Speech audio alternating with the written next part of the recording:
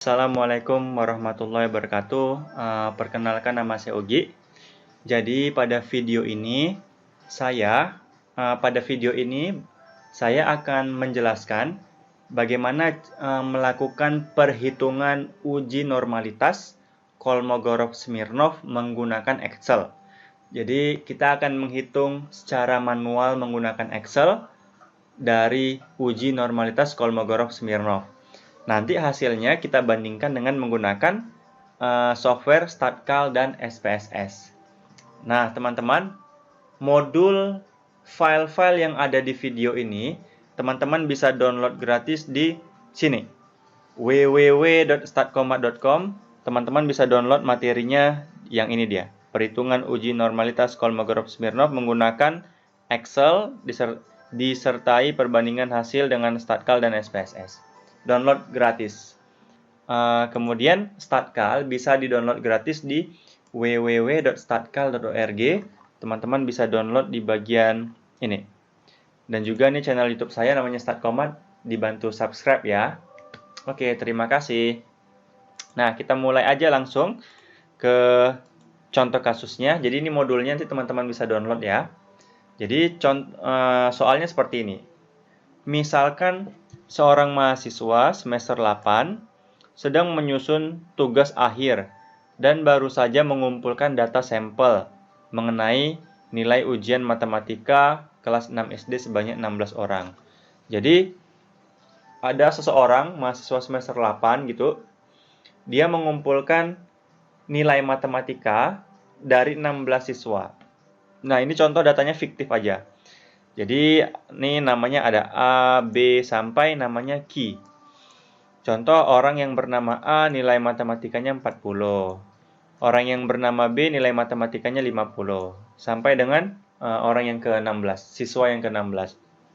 Pertanyaannya, berikut akan digunakan pendekatan uji Kolmogorov-Smirnov untuk menentukan apakah data tersebut ditarik dari populasi berdistribusi normal atau tidak, misalkan alfanya 0,05 atau 5%. Nah, teman-teman, saya akan mempraktekannya dulu dengan menggunakan SPSS ya. Nanti baru kita hitung secara manual. Jadi, dari data yang ini teman-teman, saya pindahkan ke Excel seperti ini. Nah, ini dia datanya. Oke, kemudian, nah teman-teman, data ini kemudian kita copy ke dalam SPSS. Ini kita buka SPSS-nya. Oke. Kita bakal melakukan uji dengan SPSS terlebih dahulu. Apakah ini dia? Kemudian kita pindahkan datanya ke dalam SPSS. Ini dia. Kemudian kita beri nama misalkan data, itu ya. Di sini saya menggunakan SPSS versi 17. Kemudian pilih Analyze, Non-Parametric Test, pilih One Sample KS. Kita masukkan data, checklist normal, kemudian pilih OK.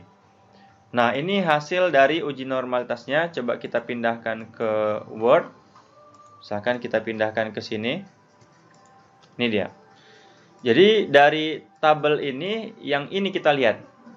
Nah, ini dia, absolute, baris absolute. Jadi, ini namanya nilai D. Ini namanya nilai statistik Kolmogorov-Smirnov. Biasa disimbolkan dengan ini, D, huruf D biasanya. D max, nilai selisih. Nilainya adalah 0,125. Tuh ya. Sekarang kita mencari nilai kritis Kolmogorov. Nilai kritis Kolmogorov-Smirnov dengan N, jumlah sampelnya 16, dan tingkat signifikansinya atau orang sering bilang alpha. Mana dia simbol alpha ya? Di sini simbol alpha. Mana alpha di mana? Ini dia alpha ya. Alpha 0,05 adalah, nah, kita harus mencari tabel nilai kritis Kolmogorov-Smirnov. Itu teman-teman bisa download di Google ya. Nah, ini ada di Google. Ketik aja misalkan Kolmogorov-Smirnov table, nanti PDF, nanti banyak tabelnya.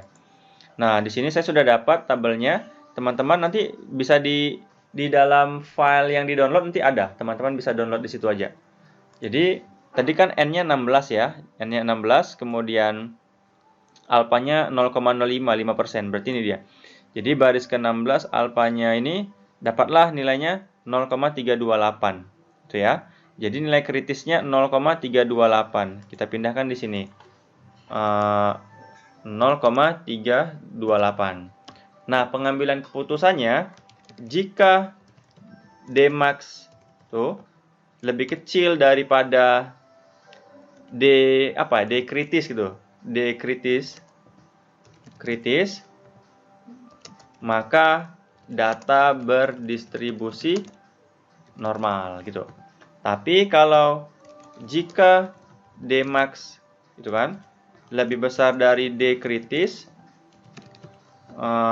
maka data tidak berdistribusi normal. Tidak berdistribusi normal. Sekarang Dmax kita berapa? Dmax kita nilainya 0,125, kan lebih kecil dia daripada D kritisnya.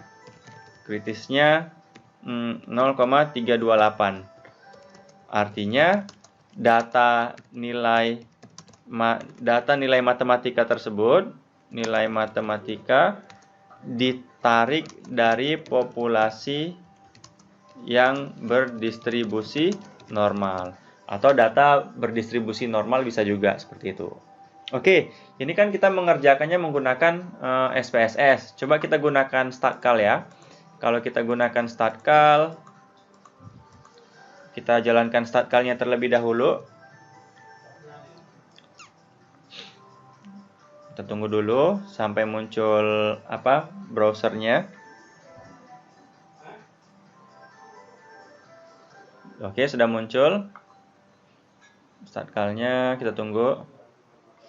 Oke, pilih input numerik ya, seperti ini. Kemudian kita pindahkan di sini nilai. Kita buat aja di sini 30, di sini 100. Kita pindahkan datanya, ketik di sini nilai. Sudah muncul ya, ini dia. Oke.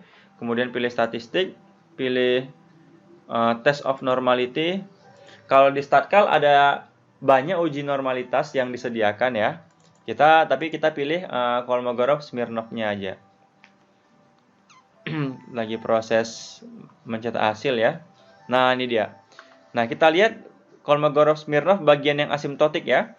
Nah, ini nilai Dmax-nya itu 0,125. Sama nggak? Sama dengan SPSS, 0,125. Karena lebih kecil dari nilai kritis Kolmogorov-Smirnov-nya, berarti datanya berdistribusi normal. Tapi kalau lebih besar, dia nggak berdistribusi normal. Nah, sekarang kita akan lakukan perhitungan manual, oke? Dengan Excel. Pertama, saya mulai dari sini. Nah, ini datanya. Pertama, kita hitung dulu nilai rata-ratanya. Oke, kita hitung rata-ratanya. Rata-rata sama standar deviasinya. Oke. Di sini kita seperti ini. Rumusnya apa? Rumusnya average kalau di Excel. Average, hitung rata-ratanya. Ini dia. Standar deviasinya rumusnya STDF. Nih, standar deviasi. Oke. Kemudian baru kita buat di sini nilai. Nilainya itu kan ada 40, ada 50, ada 60, ada 70, ada 80, sama 90. Seperti itu ya. Nilainya ya. Ada 40. Harus berurut ya, harus berurut. Jangan di sini 50, di sini 40, jangan seperti itu. Harus berurut. Di sini ada 40, di situ ada 50. Oke. Kemudian yang selanjutnya dihitung adalah frekuensinya. Ada namanya frekuensi, ini saya copy aja frekuensinya. Oh, nilai 100 juga ada ya? Oke, 100 juga ada. Oh, kok hilang ya? Saya copy nilai frekuensinya. Nih. Tunggu ya. Saya buka notepad. Nah, saya pindahkan ke sini dulu. Baru ke sini. Nah, ini frekuensi. Maksudnya nilai 40 itu ada 1. Nah, ini dia.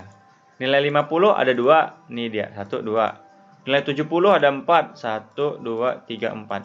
Teman-teman bisa mengurutkan nanti dengan fungsi sort di Excel. Kemudian dari sini, kemudian apa yang kita cari? nilai probabilitasnya. Kan totalnya semua ada 16 datanya ya. Kemudian kita hitung nilai probabilitas dari X. Caranya sama dengan 1 dibagi 16. Nah, sama dengan yang ini dibagi 16. Sama dengan yang ini dibagi 16. Itu nilai probabilitasnya. Tinggal tarik aja ke bawah biar nggak capek. Gitu ya. Oke, seperti itu. Kemudian kita menghitung probabilitas kumulatifnya. Probabilitas kumulatif. Caranya, pertama, baris pertama kita klik yang ini. Nah, itu dia. Baris yang kedua sama dengan yang ini tambah yang ini. Nah, silang dia. Yang ketiga sama dengan yang ini tambah yang ini. Yang keempat sama dengan ini tambah yang ini. Sebenarnya bisa aja langsung ditarik sampai sini. Nah, gitu aja, lebih cepat. Ini namanya probabilitas kumulatif ya. Ini probabilitas. Selanjutnya, kita menghitung nilai skor Z.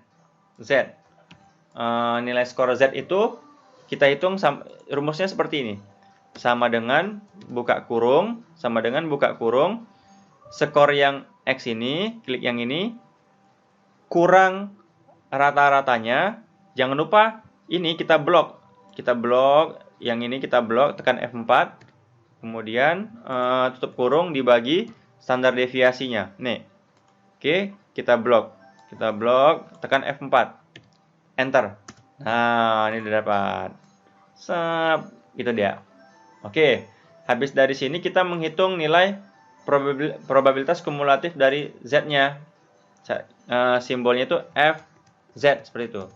Rumusnya gimana? Rumusnya kita pakai rumus norm dis gitu. Sama dengan norm dis. Nah, yang ini norm dis. Oke. Masukkan X-nya. X-nya yang mana? X-nya itu yang Z ini kita ambil. Yang Z, koma, min-nya yang mana? Oh, maaf. Sama dengan norm dis yang ini. X-nya, masukkan X-nya. Ini 40. So, koma, min-nya yang ini. Jangan lupa diblok. Oke. Kemudian koma, standar deviasinya yang ini. Jangan lupa diblok. Oke, jangan lupa diblok. Kemudian koma, akhiri dengan 1 untuk kumulatif. Enter. Nah, itu dia. Sekarang tinggal tarik ke bawah. Itu dia. Nah, kemudian baru kita hitung nilai D-nya. D sama dengan absolutnya, artinya nilai D itu positif dia.